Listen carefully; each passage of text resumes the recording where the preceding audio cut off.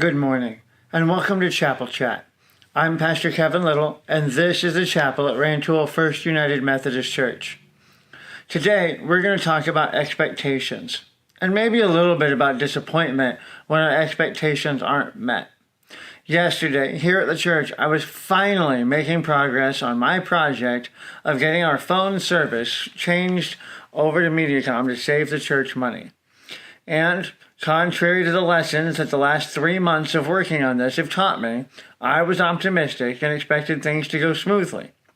Did you catch our keyword for today? Yep, I had an expectation. I expected Mediacom to come in and make a small change and for that to work properly.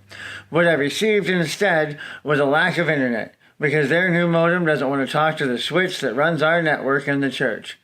Finally, after 6 hours of chasing the issue, I had to call in some experts.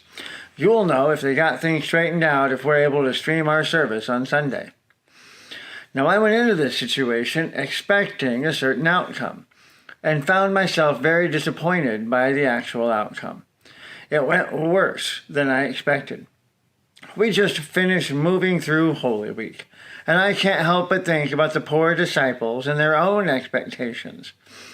They expected to enter Jerusalem with the Messiah and feel validated for their time and investment as they entered like a victorious army. Instead, Jesus chose to ride a donkey, or two, depending on the scripture and how your mind processes it.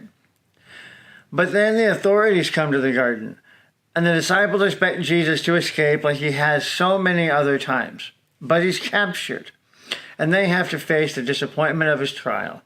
And then, because they know he's the Messiah, they expect him to somehow pop out another miracle and not die on the cross.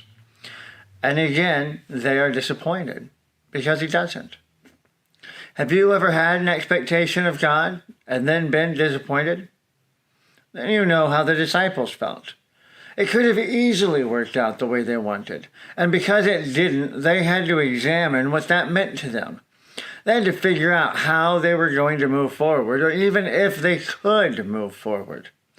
But they were disappointed because they lacked a proper perspective about what was happening. And many times, that's what is happening when we are disappointed in our expectations of God. I won't say always, because sometimes we want what we want, and there is no making those circumstances better. Other times, though, what we think we want isn't really the best outcome. And just like Easter morning, God has something spectacular planned. Just think, it's Easter morning and you're on your way to visit Jesus' body one last time before the tomb is sealed for good. And he's not there.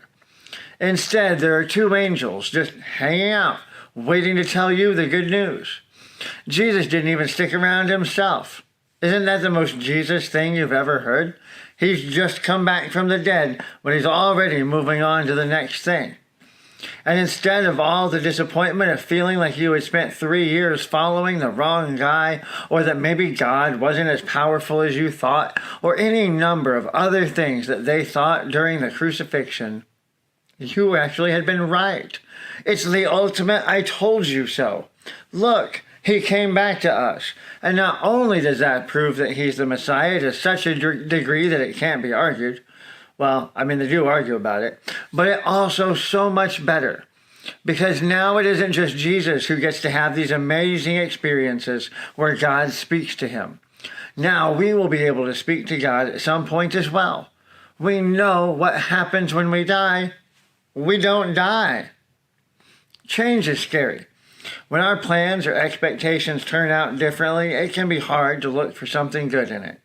And while there are plenty of stories of something small changing and it causing problems, like my internet issues here at the church, there are also plenty of examples of something changing and it being a bigger blessing than we would have ever imagined, just like Easter. Be open in your expectations for God to work. Remember, it was his will, not ours, that created everything we have, including us. And while some changes will be disappointing, others will blow our expectations away and change our lives in amazing ways. Thanks for joining me for another Chapel Chat. Have a great week, and I'll see you here again next time.